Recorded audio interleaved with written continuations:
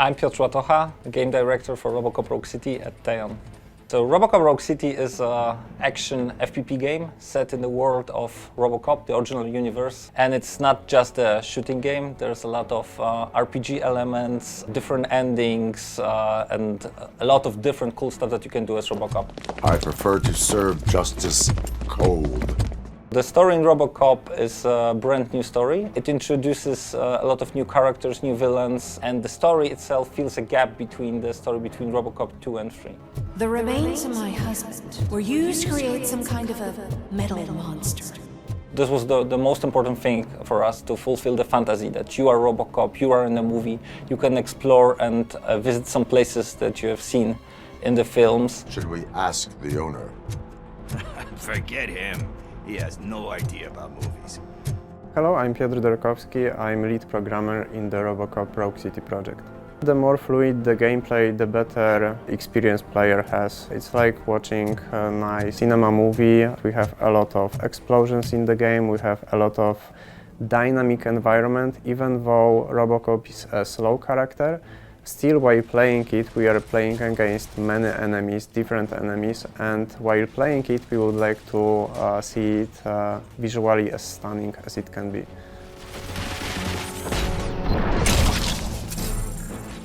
To make it happen, we collaborated together with Intel and we checked the state of the game on the early stages of Unreal Engine 5, but there were quite a few challenges there. Cop, what's the status?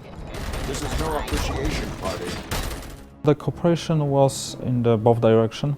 It was mostly the technical cooperation around the upscaling methods and optimization for the CPUs. So this is important parts for the players. So we were working on the first versions of the drivers. We were able to find improvements or small bugs or things like this to basically make the game better and also make the driver better. Now probably you can see the new drivers are much faster than the previous one. So a lot of small things in the game or in the driver to optimize important things that are half millisecond, 1 millisecond, 2 milliseconds, and combining this together, you're achieving basically more frames per second. This was the first game we actually wanted to release on Unreal Engine 5 for now. We wanted to introduce that on all possible hardwares, including one of them as Intel Arc architecture. Currently, Intel Arc is one of the most affordable GPUs on the market. And in the end, whoever is going to get this Intel Arc GPU is gonna have a good experience playing RoboCop Rogue City.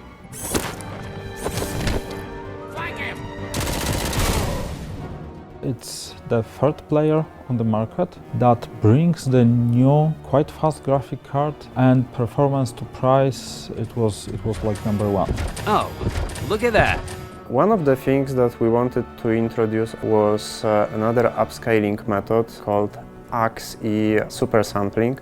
Together with AXE ESS, we could achieve better performance on Intel Arc GPUs, which was relevant for the player in the end because higher frame rates means that the game is more smooth and more enjoyable while playing.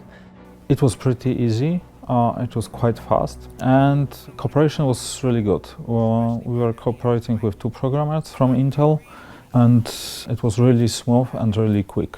Apparently none of his enemies got out of Highland Park alive.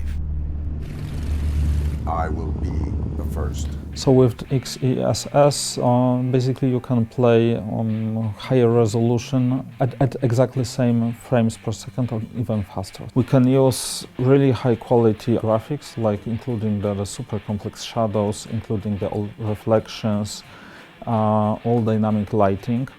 But we can upscale it without losing the detail. We didn't find any compromises here, so the image in the end was as crisp as it could be. For us, it was as easy as taking it, activating in our custom Unreal Engine 5 version. This is something we always appreciate as developers. The best of it, in my mind, is the fact that even though we know that it works best on Intel Arc, it's still something that other people can take advantage of. Hey man, check it out. Our main goal was to make the RoboCop Rogue City game available for all players, and there were quite a few technical challenges there. The game at points was unstable, then we needed some support from Intel to take a look on it, check what's happening underneath on the low-level layer. Everything that was discovered was fixed. But all in all, the Intel support, which was ongoing on the daily basis, sometimes weekly basis, on the chat, on the voice chats, it was something that was helping a lot. In the very beginning, we were afraid that it was not even possible to release the game there, because based on 5.1, the game was basically crashing several frames after starting it. So for us, this ultimate solution was actually updating the engine to 5.2, something that very often doesn't happen. So it means for our game it was basically 2 or 3 months before release. It's a little bit of risky choice, but in the end we knew that on 5.1 we wouldn't be able to release it. So during our collaboration with Intel, at some point we found out that there is a visible stuttering in the game. We released a demo on PC, which soon turned out to be a wide problem across many hardwares. And given the fact that we were already talking about it with Intel, that PSO caching could somehow fix this issue, and then we needed to just apply it quickly into the build. The whole procedure was described by Unreal Engine in their documentation, so we took it, we followed the instructions, and it was basically it. So we spoke a lot about cache optimization and about multi-core hybrid architecture. This is important thing because you have a few of the really fast P-cores and E-cores to do the background tasks, which is also a case in the gaming industry. For example, P-cores for the rendering, E-cores for the sound or things like this. Intel was proposing quite a few performance improvements in terms of shaders used in RoboCop, and they were including them directly to the drivers. We were talking also about other stuff that could have been found in our game.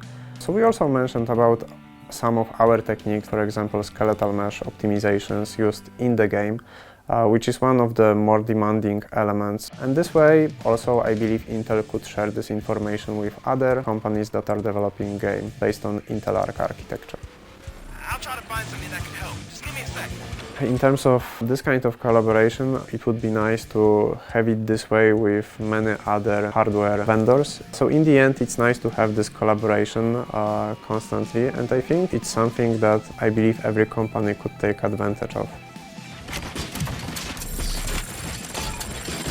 So my name is Florent Naigeon. I work at Nacon as a product marketing manager. Our partnership with Intel wasn't just on the technical side, but it also included marketing support. For instance, we did articles shared on their social medias. We also had the support of their influencers and content creators. And last but not least, we did this awesome PC. It wasn't just a normal PC, but it was a fully customized PC with a custom case in the shape of 8209, and one guy had the chance to win it during a contest with Intel. Did Mr. Becker's intentions become clear? Maybe he wants to thank you for catching Wendell. I only seek answers. For sure, we want to thank all our players for all the positive feedback we got from them. It's really giving us motivation to work hard on our next titles. Thank you for playing RoboCop and stay out of trouble.